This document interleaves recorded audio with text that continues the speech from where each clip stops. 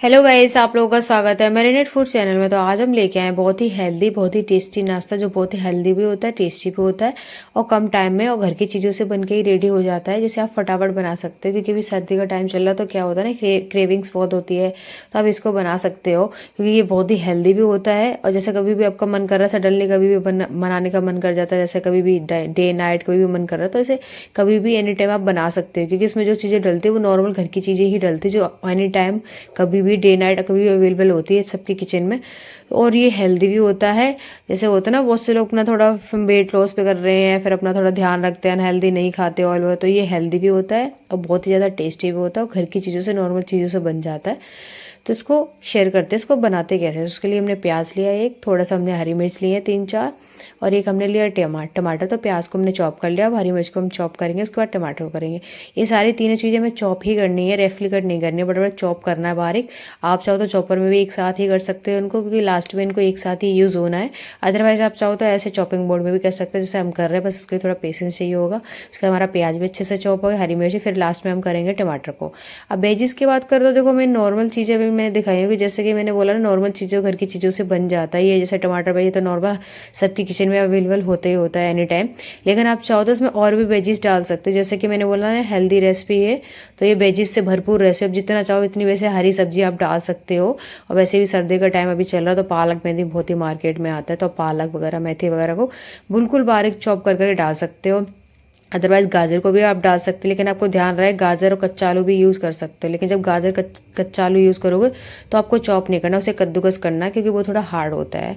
Otherwise बाकी चीज़ें आप चॉप कर सकते हैं। उसके बाद डाला मैंने इसमें 1 कप गेहूँ का आटा, 1 कप बेसन, और उसके बाद डालेंगे जो चीज़ें, तीनों चीज़ चॉप करो वो सारी चीज़ें डाल सकते हैं। अब इसमें बात करें तो जैसे आप अगर बेसन अवेलेबल नहीं, कि गेहूँ का आटा देखो सबके घर में अवेलेबल होता है और बेसन भी होता है, मैंने वही चीज़ें डाली। लेकिन अगर आप चाहो तो जैसे सूजी है, गेहूँ का आटा है, बेसन है, तीनों को एक साथ मिला के कर सकते हैं। सूजी से क्या होता है कि थोड़ा क्रिस्पीपन आता है।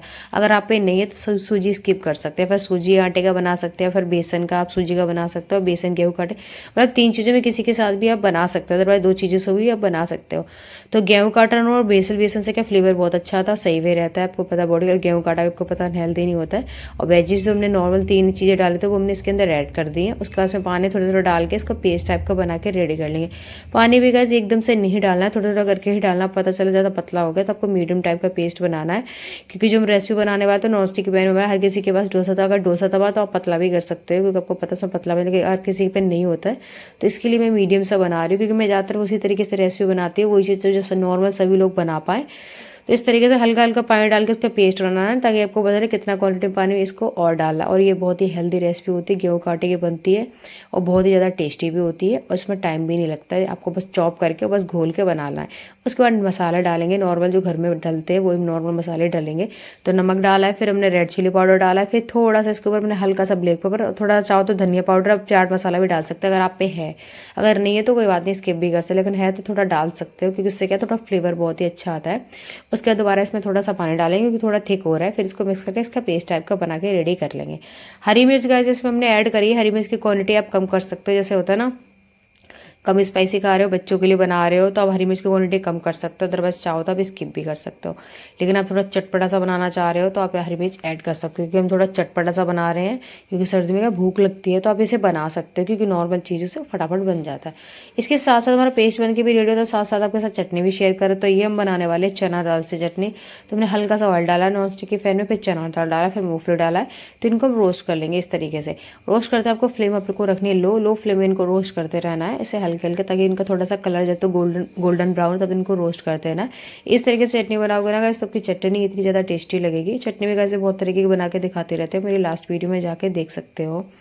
जैसे उबाल के टमाटर को, हर लाल मिर्च को उबाल के भी बनाते हैं, हरी चटनी भी दिखाई है, तो बहुत तरह की चटनी दिखाई, लास्ट वीडियो में जाके देख सकते हो। फिर लास्ट में इसमें डालना है प्याज और टमाटर। तो प्याज और टमाटर को लास्ट में इसलिए डालते हैं क्योंकि पहले में से रोस्ट करते हैं, भूनते, तो प्याज तो आपको पता होगा टमाटर थोड़ा सा गीला होता है, पानी होता है, तो वो गीला गीला हो जाएगा। तो पहले इसको अच्छे से भूनना है। जब अच्छे से भून जाएगा ना चना दाल मूंगफली, उसके बाद ये सारी चीज़ें ऐड करनी है, लाइक टमाटर और प्याज। तो बड़ा बड़ा कट करना, साथ ही साथ रेड चिली डाल दी हमने। रेड चिली की क्वांटिटी आप कम कर सकते हो, अगर आप चटनी कम स्पाइसी बना रहे हैं, हम चटनी तीखी बना रहे हैं, इसलिए रेड चिली की क्वांटिटी ज़्यादा कर रखी है। तो हमने इसको अच्छे से ऐसे भून लिया है सारी चीज़ों को। उसके बाद इसको हम 3 से 4 मिनट के लिए ठंडा होने के रख देंगे। जैसे कि सर्दी का टाइम है तो बहुत जल्दी ठंडा हो जाता है, तो हमारा ये ठंडा हो चुका है। फिर इसे ग्राइंडर में डाल के इसे ग्रेट करके इसकी चटनी बना लेंगे। एंड गाइस प्लीज़ वीडियो को स्किप मत करना, विदाउट स्किप के ही देखना, तो आपकी क्या होगी, रेसिपी बिल्कुल परफेक्ट बन के रेडी होगी और आपको पता भी चलेगा। क्योंकि कुछ चीज़ें हम दिखाते हैं, कुछ चीज़ें ऑप्शंस पे बता देते हैं कि आप पे अगर वो चीज़ अवेलेबल नहीं है तो आप कुछ और भी यूज़ कर सकते हो। तो इसलिए आप प्लीज़ विदाउट स्किप के देखना, तो इससे आपको पता भी चलेगा इसमें क्या क्या चीज़ें है, नॉलेज भी मिलती है, आपकी रेसिपी बिल्कुल परफेक्ट बन के रेडी होगी, बिल्कुल हमारे जैसी।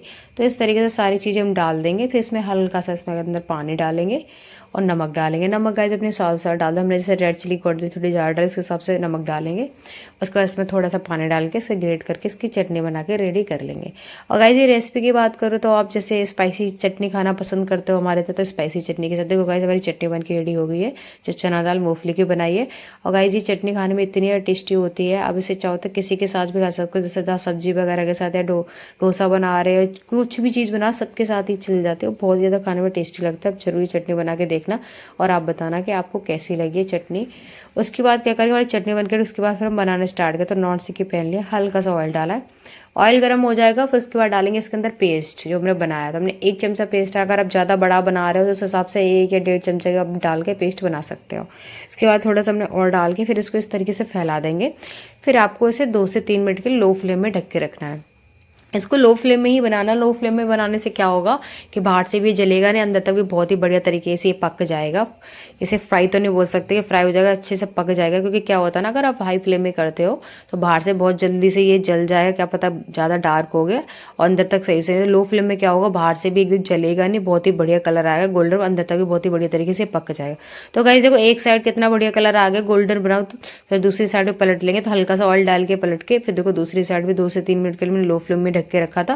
तो देखो दूसरी साइड पे पलटे, देखो कितना बढ़िया कलर आ गया। इसी तरीके से आपको उलट पलट करके लो फ्लेम में बढ़िया तरीके से कर लेना है।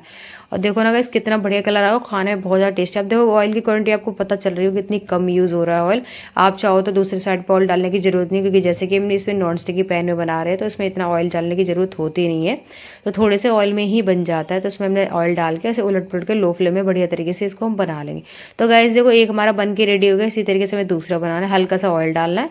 ऑयल डालने के बाद जैसे मैंने ऑयल डाला इसमें थोड़ा सा, आप चाहो तो इससे भी कम ऑयल डाल सकते हो, क्योंकि जैसे मैंने बोला ना कि आप अगर हेल्दी खाना पसंद करते हो तो आप इस तरीके से इसमें ऑयल डाल सकते हो हल्का सा। क्योंकि जैसे कि आज मैंने बताया बहुत ही हेल्दी रेसिपी, तो ऑयल की क्वांटिटी भी इसमें कम होती है। हमने तो डाला ऑयल इसमें थोड़ा सा ठीक है, क्योंकि हम इतना वो नहीं बना रहे हेल्दी। लेकिन अगर आप हेल्दी हुए तो आप देख सकते हो, हमने 2 चमचा टमाटर सॉरी 2 चमचा पेस्ट डाला, तो उस हिसाब से हमने ऑयल डाल दिया था। आप ऑयल बिल्कुल कम डाल सकते हैं, इससे भी ज़्यादा। तो देखो गाइस ये गेहूँ का आटे के बनता है, बेसन डाल तो बेसन भी कोई अनहेल्दी चीज़ नहीं होती, बॉडी के लिए सही रहता है। सूजी भी डालोगे तो उसमें भी इतना कुछ नहीं होता। फिर वेजी से भरपूर है, सारी वेज हमने जैसे नॉर्मल चीज़ें दिखाई हैं, इसलिए नॉर्मल दिखाई हैं क्योंकि ताकि आपको जैसे कभी मन कर रहा है तो बना सकते हो। अदरवाइज जाओ जितना इसमें वेजिस यूज़ कर सकते हो, हरी सब्जियां जितनी चाहो आप यूज़ कर सकते हो। देखो सब्जियां भी हेल्दी होती हैं। अदरवाइज उसके बाद फिर जब लास्ट में होना तो उसमें ऑयल की क्वांटिटी भी देखिए, ऑयल बिल्कुल जरा सा यूज़ होता है। आप चाहो तो जैसे बूंद भर होता है ऐसे यूज़ कर सकते। पहली बार आपको ऑयल डालना है, दूसरी बार तो आप चाहो तो हल्का सा एक बार ही ऑयल डाल के फिर तो आपको पता नॉन स्टिक की पैन ऑयली हो जाता है, बहुत ही आराम से बन जाता है। तो देखो जैसे भी लो फ्लेम में हमने इसको इस तरीके से ढक दिया था, 2 से 3 मिनट के लिए लो फ्लेम में इसको बनाना है। तो एक साइड पलटिए, फिर दूसरी साइड भी इसी तरीके से हम पलट लेंगे।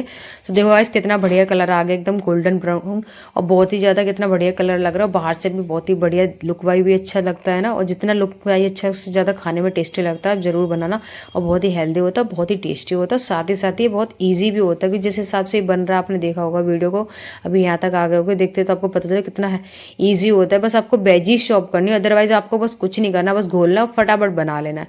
तो देखो गाइस लो फ्लेम में इसको करना, लो फ्लेम में क्या होगा बाहर से जलेगा भी नहीं है और अंदर से अच्छी तरीके से ये पक जाएंगे। तो गाइस देखो हमारी रेसिपी बनके रेडी हो गई, और आप बताना कि आपको कैसी लगी। हम इसे रेड चटनी के साथ शेयर कर रहे हैं, चटनी मैंने आपको दिखाई है चना तल की।